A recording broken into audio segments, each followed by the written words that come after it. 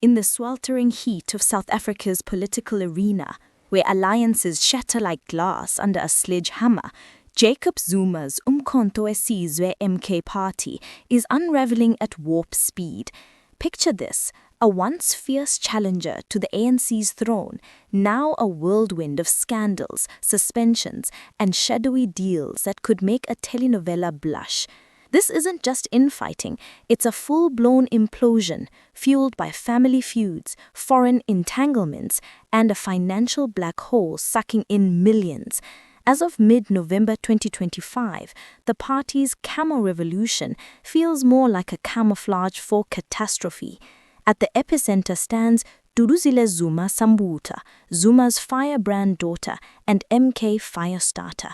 Just days ago, on November 10, she strode into Durban's High Court, flanked by her father and a phalanx of loyalists, to face bombshell charges of inciting terrorism and public violence. The accusations? Her fiery social media rants in July 2021, which prosecutors say lit the fuse for the deadly riots that claimed 350 lives and torched billions in damage across KwaZulu-Natal and Gauteng. Tweets like one urging a KZN shutdown until President Zuma is free, safe, alive. I agree with this, Amandla. And another sharing a video of gunfire riddling Sir Ramaphosa's election poster are now Exhibit A in a trial that's gripped the nation. Duduzile, unbowed, pleaded not guilty, slamming the case as a politically motivated witch hunt aimed at crippling MK's rise. Her trial resumes November 20, with experts testifying how her online provocations shifted from rhetoric to rocket fuel for unrest. But that's just the appetizer in this feast of dysfunction. Layer on a geopolitical gut punch. MK stands accused of luring 17 young South Africans, mostly from KwaZulu-Natal, aged 20 to 39, into Russia's brutal meat grinder in Ukraine. Promised plum gigs as bodyguards for Zuma's inner circle, these men were shipped to Pskov for a measly 3 weeks of training before being herded into Donbest foxholes, signing contracts in Cyrillic they couldn't decipher. Relatives' distress calls hit President Ramaphosa's desk on November 6, sparking a fiery probe under the 1998 Foreign Military Assistance Act, which bans such mercenary madness. Strongly condemned, Ramaphosa's office fumed, vowing to haul back these vulnerable youth exploited by individuals working with foreign military entities. Enter Zuma. On September 19, he penned a desperate plea to Russia's defense minister Andrei Belousov, begging to yank the recruits from combat. MK's spokesperson Tlamulo Ndlela verified the signature but dodged authenticity questions like a pro. Bloomberg dropped a bombshell on November 19, linking Duduzile directly to recruiting about 20 men from SA and Botswana via WhatsApp promises of elite security roles, only for them to vanish into the front lines, contact severed since August. Whispers of Russian funding swirl, but no smoking gun yet. Police Minister Samson Mtsunu, himself on leave amid corruption clouds, hinted at KZN paramilitary structures in October testimony, though no direct MK Kai. This isn't recruitment, it's a betrayal, turning jobless dreams into drone fodder. But the real fireworks, MK's internal bloodbath, playing out live on X like a toxic family reunion.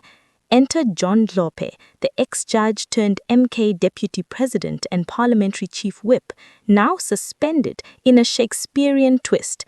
While Zuma jetted to Burkina Faso for a chummy chat with coup leader Ibrahim Traore, Klope went rogue, axing chief whip Colleen Mahubele over a dodgy 1.8 million contract push for her husband's firm, then slotting in state capture vet Van Rooyen as replacement. Zuma returned 24 hours later, flipped the script, reinstating Mahubele, suspending Klope for ill discipline, and demoting Van Rooyen, fresh off his infamous weekend special as Zuma-era finance minister, to acting parliamentary leader. Klope, fuming, demanded full expulsion over suspension, firing back in leaked letters about Duduzile undermining his authority and Lela factional sabotage. Mahubele's 39-page bombshell complaint? Kloppe allegedly hounded her for personal time on his Paarl farm, then smeared her after rejection, all while plotting parallel structures in hotel huddles. X erupts, posts scream of pervert behavior and cuckoo party chaos, with RET critics demanding hearings for Duduzile's own outbursts, like swearing at the Secretary General. It's not leadership, it's a loyalty purge, with Zuma wielding the axe like a personal Excalibur. And the cash, MK's coffers are a comedy of errors, or worse, a crime scene. Treasurer Mbiageli Limba admitted in August to a 28 million rand debt crater, pinning it on ex-Secretary General Floyd Shibamvu's mismanagement before his June exit. Shibamvu fired back, alleging 7 million rand monthly looting, claims MK swats as bookkeeping blips. But whispers from the caucus paint uglier. Up to 70 million rand siphoned from MP constituency funds, funneled into lavish travel and stays instead of voter outreach. Chief of Staff Vanessa Calvert, fingered in the mess, got a 3-month suspension for blocking Mahubele's hubby deal, only to bounce back. Zuma's retort in August: no elective conference, ever. If you can't listen, we'll remove you, he growled, claiming intel on plotters but opting to wait and fix it. Opaque donations totaled a paltry 2.8 million rand in 2024, per EIC reports. Peanuts for a party that blanketed the nation in posters and rallies. Russian rubles? Unproven, but the Ukraine fiasco fans the flames. MK's rogues gallery deepens the farce.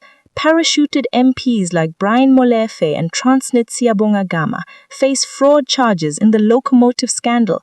Lucky Montana owes SARS 55 million rand for dodgy rail deals.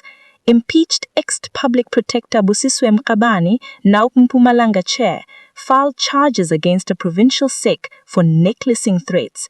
Zuma himself battles a 28 million rand payback order for state-funded Stalingrad legal stunts during his presidency.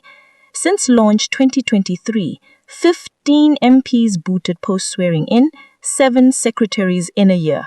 Analyst Prince Mashale nailed it 9 months back. MK is a Stockwell that will crumble while Zuma lives. It has no future.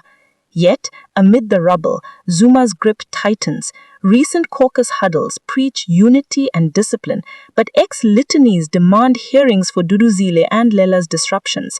Duduzile, the prime influencer in #IStandWithRussia, embodies the authoritarian allure, seeds sown in grievance, blooming in Burkina pilgrimages and Putin fandom.